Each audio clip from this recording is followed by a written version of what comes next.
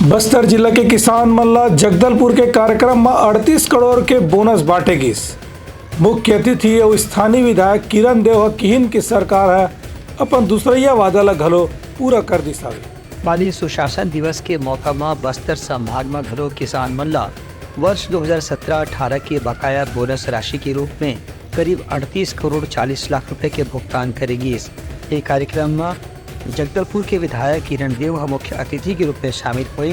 पूर्व मुख्यमंत्री Vishnudeo Sai video conferencing के माध्यम से कार्यक्रम में शामिल हुई। एवं किरण देव किहिन की बस्तर के किसान मन ला एक मुश्त बोनस राशि के मिले से उमन की आर्थिक स्थिति मजबूत हुई।